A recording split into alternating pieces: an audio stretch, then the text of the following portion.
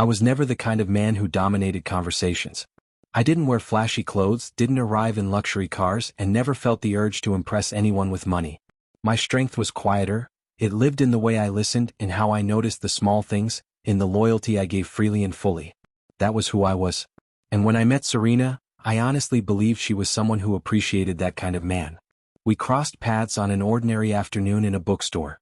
She was balancing too many books at once when The Art of War slipped from her hands. I caught it before it hit the floor. She smirked and said, "Looks like I'll need this to deal with guys like you," before laughing in a way that felt playful, not harsh. We talked, and for the first time in a long while I felt like someone saw me, really saw me. Serena was everything I wasn't. Confident, quick-witted, magnetic. People gravitated toward her. I was quieter, more thoughtful, a little socially clumsy. Yet she told me she found that calming. Charming even. And I believed her. Those early weeks felt simple and sweet. She was the one texting first, calling me just to say she missed me. She said I made her feel safe, that she trusted me in ways she hadn't trusted anyone else. I took those words to heart. I did my best to be there for her, to support her dreams even when mine started fading into the background. I remembered every detail she ever mentioned. I celebrated her successes. I held her worries. I thought that was what love looked like, giving without keeping score. But slowly something shifted. Not all at once. Just tiny moments that turned into cracks. It began with comments she made around her friends. One night at dinner I forgot my wallet.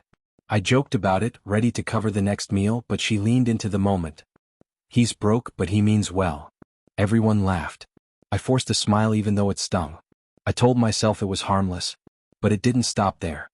She would tease me about mispronouncing a French word, about wearing mismatched socks, telling those stories like a comedian warming up a crowd, with me as the joke.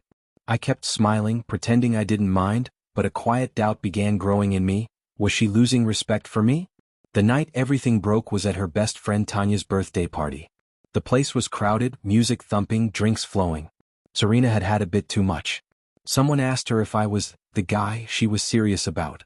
She smirked and said casually, almost lazily, "He's not the guy. He's just the placeholder until the real one shows up." The laughter around me felt like a slap. I looked at her, waiting, hoping, for her to say she didn't mean it. But she didn't. She just kept that smirk. My chest tightened, but I didn't argue. I didn't ask for an explanation. I didn't fight. I simply smiled, nodded, and walked out.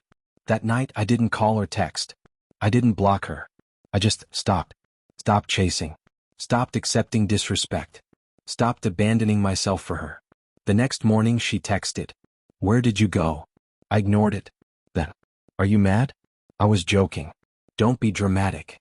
Silence. 2 days later I had a dozen missed calls. Voicemails full of excuses and shaky apologies. She even came to my apartment, knocking for minutes that felt like hours. I watched her from the window, and for once, my instinct wasn't to fix anything. A week later the tone shifted completely. No more jokes. No more pretending. Her messages turned desperate. "I miss you. Please talk to me.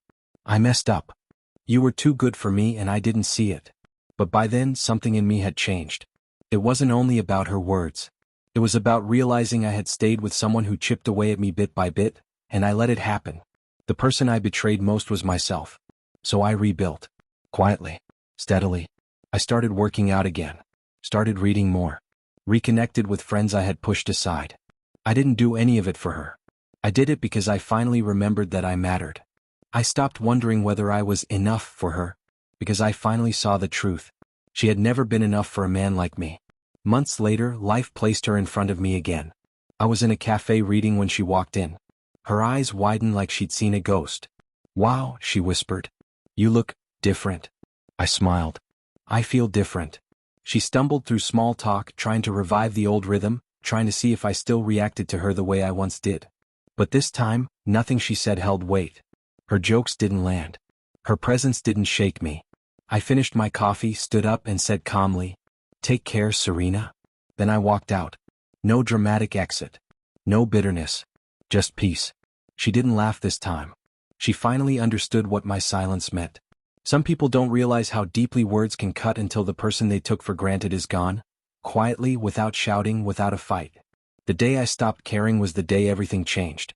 Not because I wanted revenge. Not because I wanted her hurt. But because I finally chose myself. And sometimes the most powerful thing a man can do is walk away softly and let his absence speak louder than anything else ever could.